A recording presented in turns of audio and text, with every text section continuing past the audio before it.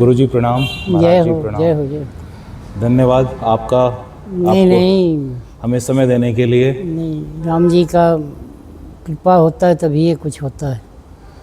गुरुजी आपसे, महाराज जी आपसे मैं जानना चाहूँगा कि आप कितने वर्षों से तपस्या में, साधना में लगे हैं और अभी तक का आपका अनुभव, भगवान दर्शन प्राप्ति कैसी रही, आपका क्या अनुभव है? आप हमारा मार्गदर्शन कीजिए। जी हमारे को तो अब 40 साल के आसपास हो गया है संत भेष में। हम यहाँ पे 2004 से परमानेंट हैं। 22 साल यहाँ हो गया है श्री बालाजी महाराज के चरणों में सेवा करते हुए। यहाँ की अद्भुत कृपा है। यहाँ जो भी आते हैं अपना मनोकामना पूर्ण होता है।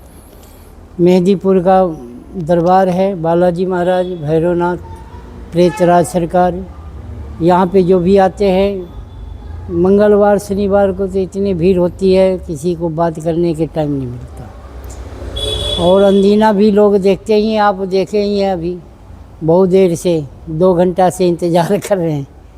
यहाँ भी बहुत लोग जो आते हैं हनुमान जी की कृपा से। यहाँ हनुमान जी का स्थापना 2077 में हुआ है, 1977 में हुआ है। अब यहाँ हर साल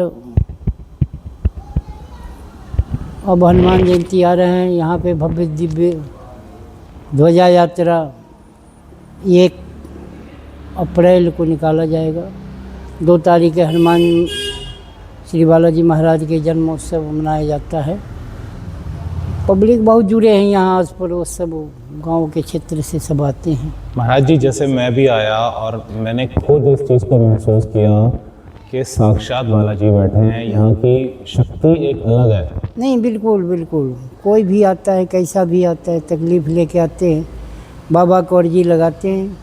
अर्जी लगाने के बाद बाबा कृपा करते हैं। सब बहुत दिव्य, ऐसा नहीं, शांति भी मिलती है। जो भी आते हैं, जो भक्त आते हैं उनकी मनोकामना पूर्ण, शांति भी मिलती, मन की आत्मा की शांति मिलती।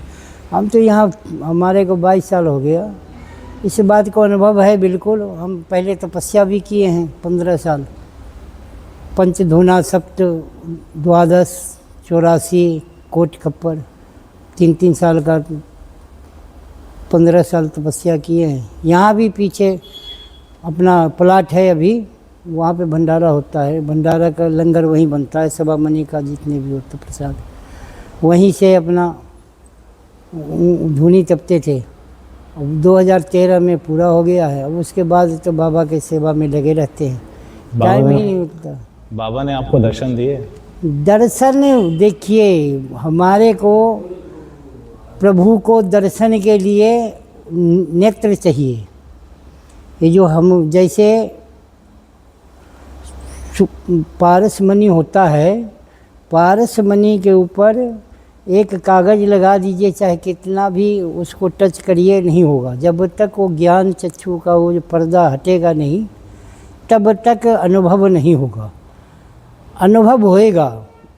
कोई भी चीज़ का साक्षात्कार करना ठीक नहीं है। साक्षात्कार अनुभव करिए। अनुभव कोई भी चीज़ का जो हमारे शरीर में तकलीफ़ होता है किसी तरह का, तो अनुभव होता है। बुखार हो गया, फीवर हो गया, तो हमारे शरीर का तापमान बढ़ जाता है। बीपी हो जाती है तो वो तो पर भी सिर में हमारे को होता है। इसी तरह से परमात्मा को अनुभव करिए। हम अनुभव किए हैं बहुत, एक बार नहीं कितने बार। जब भी हमारे को कोई भी किसी तरह से कृपा ठाकुर जी का ही हुआ, जो जब भी हमारे को कभी भी किसी तरह से संकट आया, चाहे किसी तरह से बाती किसी तरह का अनुभव हुआ, तो ठाकुर जी साक्षात्कार करते हैं। बिल्कुल कहते घबराइए मत, हमारे पे भरोसा रखो, हम सब ठीक कर देंगे। हमारे को इतने दिन हो गया संत भेष में, आज तक किसी के हाथ जोड़ने का कोई ज़रूरी नहीं हुआ कि तुम हमारे को 1 रुपया दो।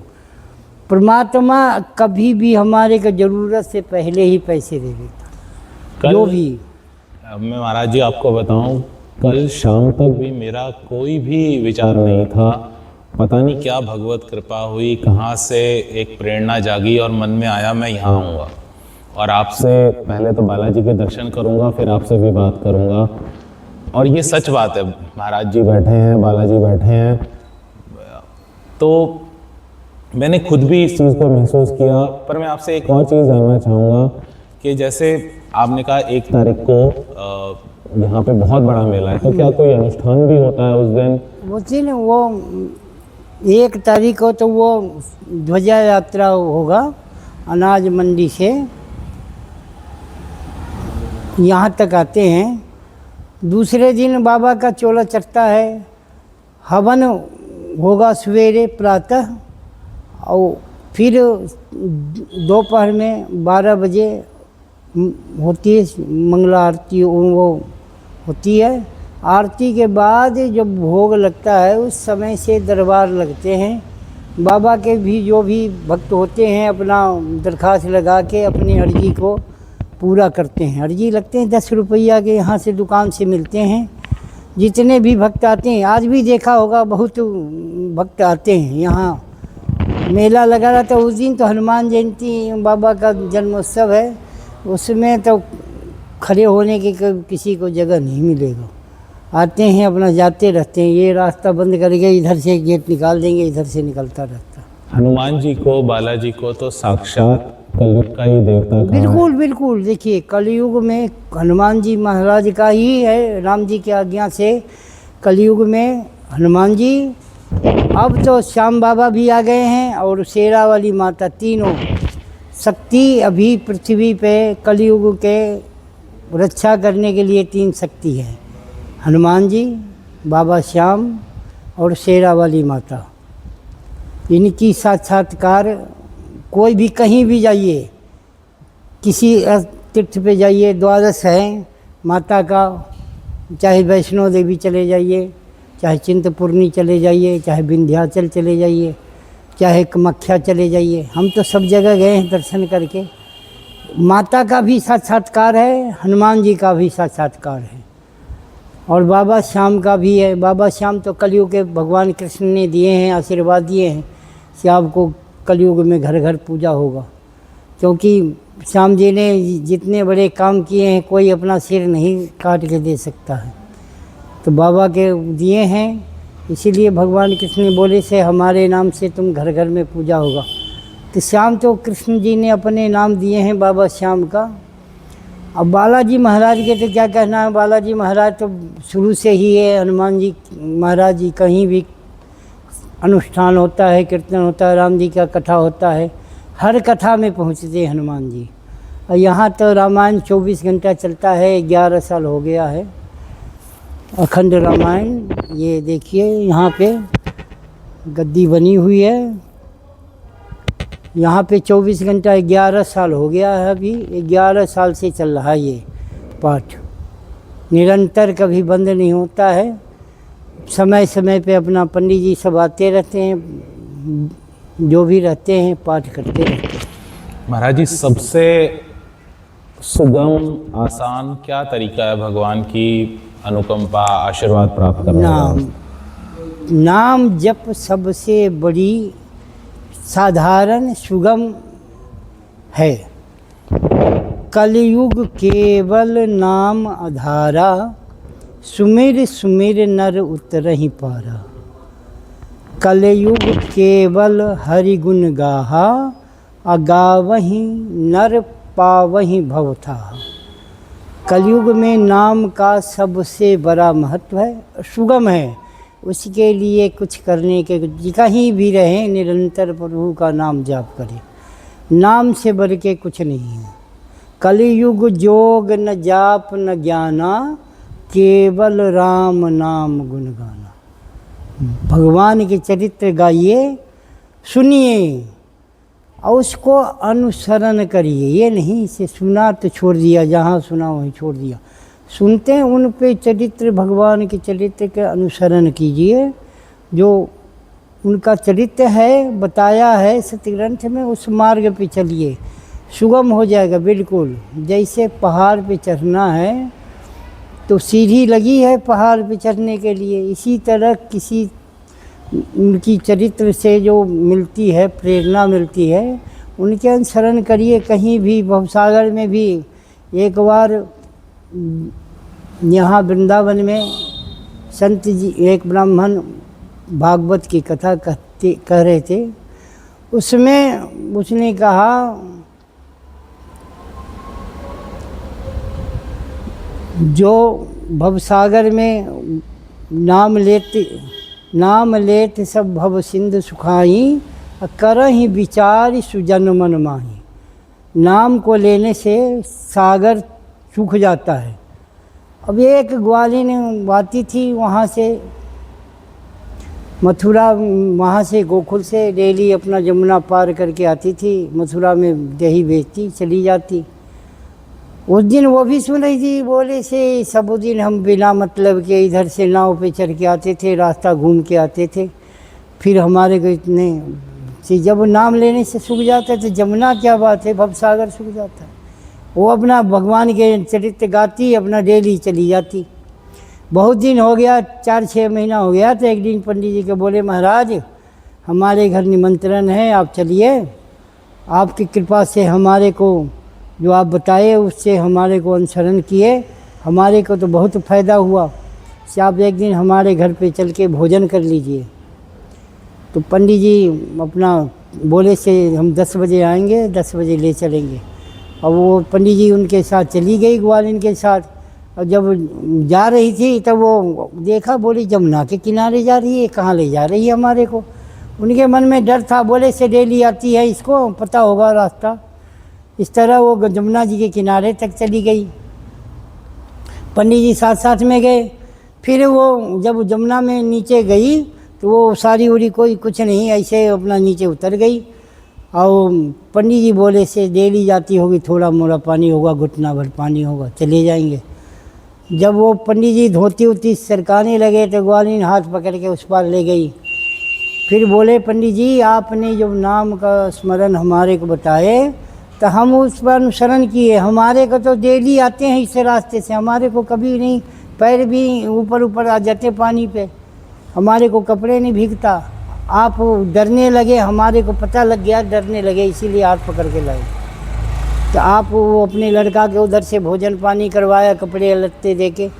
तो कहने का मतलब ये है, जो जब हम कुछ कहते हैं तो उन पर अनुसरण करना चाहिए।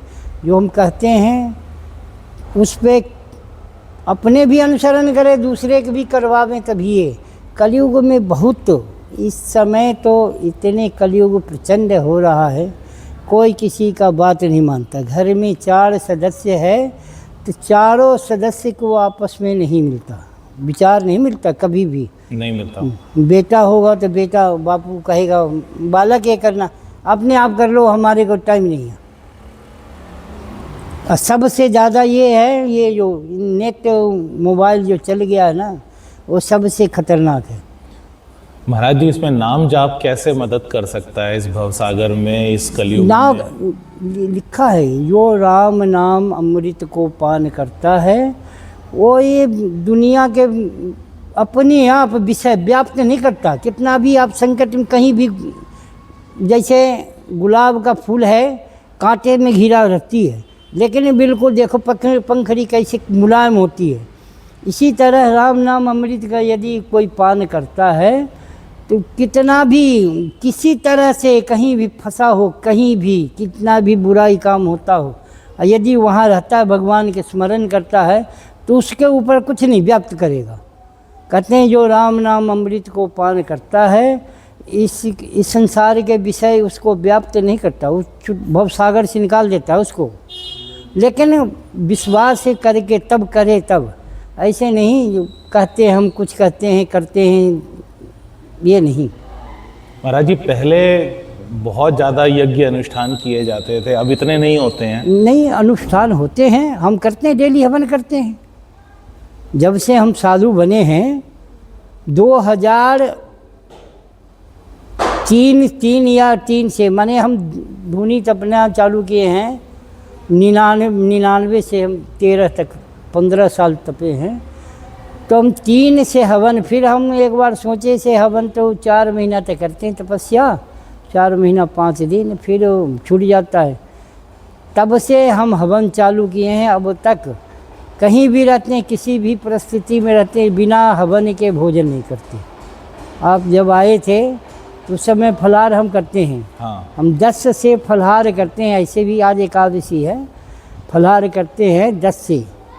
उस तब से ठाकुर जी की कृपा है, अन्न ग्रहण नहीं करते।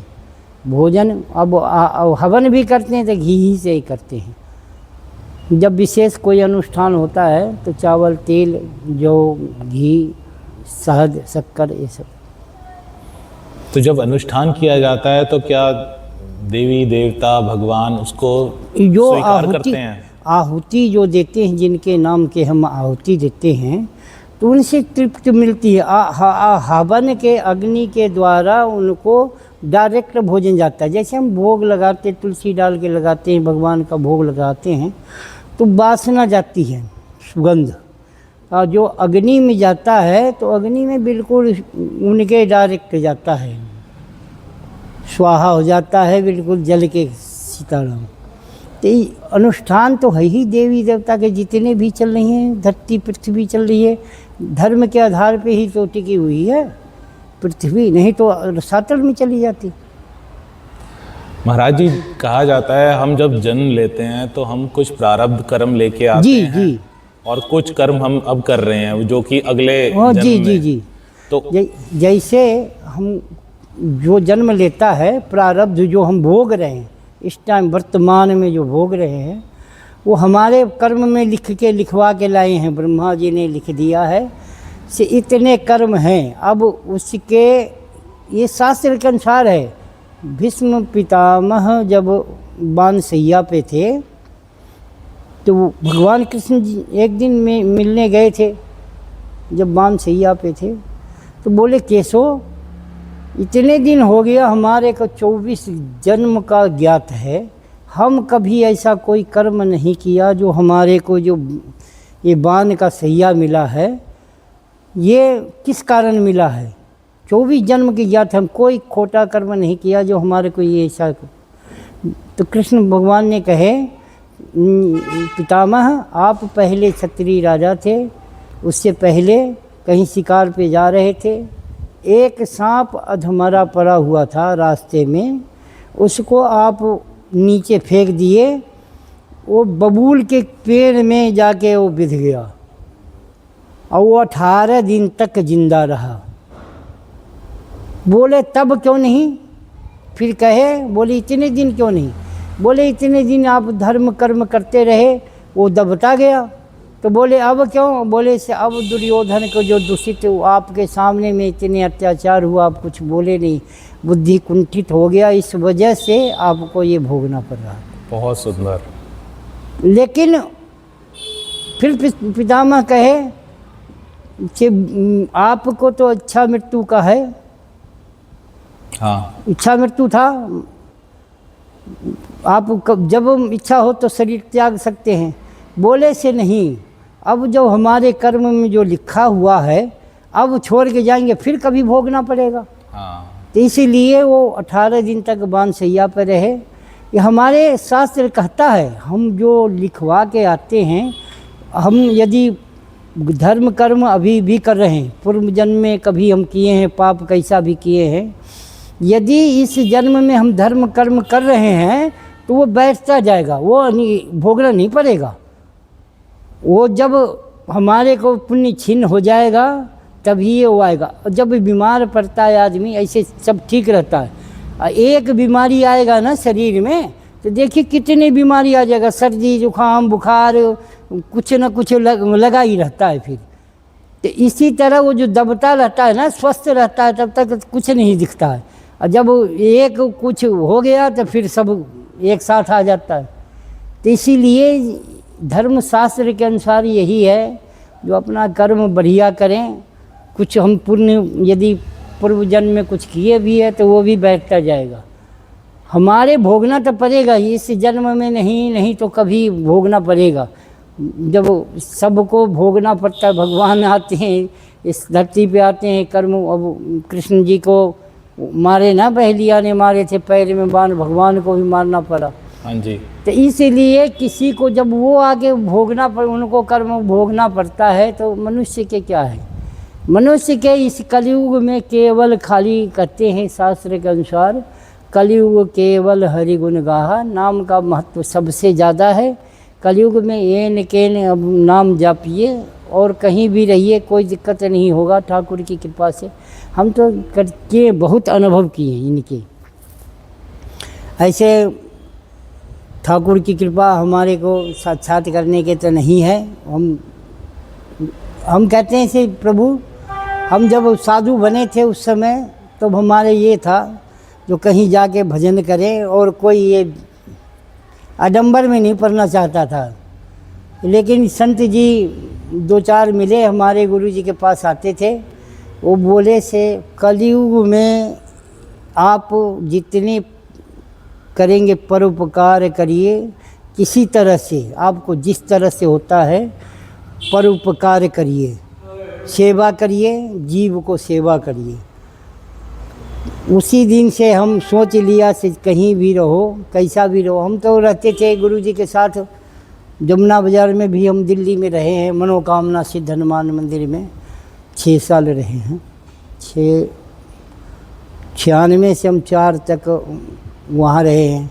96 में हमारे गोपाल दास जी महाराज यहाँ आए, तो उनको जब कभी भी कोई ज़रूरी होता, रामायण के पाठ होता, तो कहते से चलिए भाई आ जाओ, आ जाते।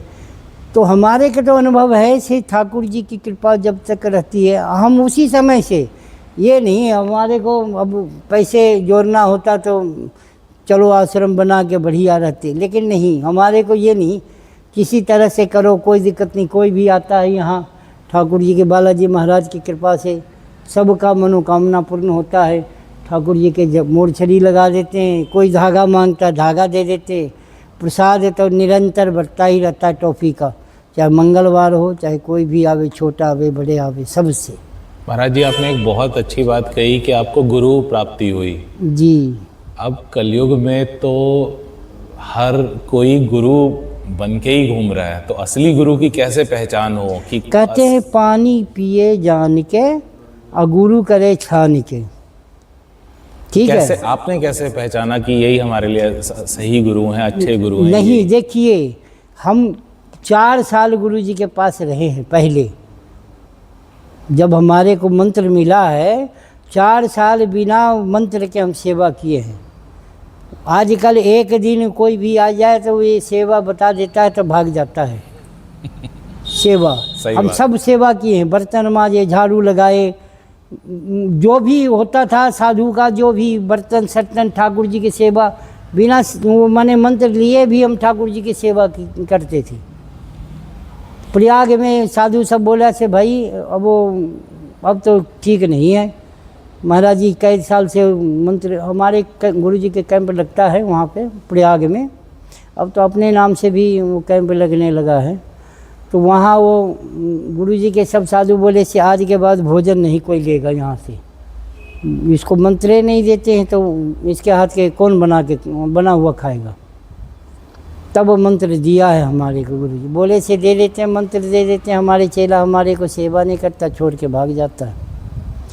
तो हो सकता है कोई पुराने जन्म का प्रारब्ध नहीं होता ही प्रारब्ध, बिना प्रारब्ध का कुछ नहीं होता है। ठाकुर जी के जो कहते हैं बड़े भाग्य मानुष, जब वो भाग्य उदय होता है तो मनुष्य का शरीर मिलता है, ऐसे नहीं मिलता।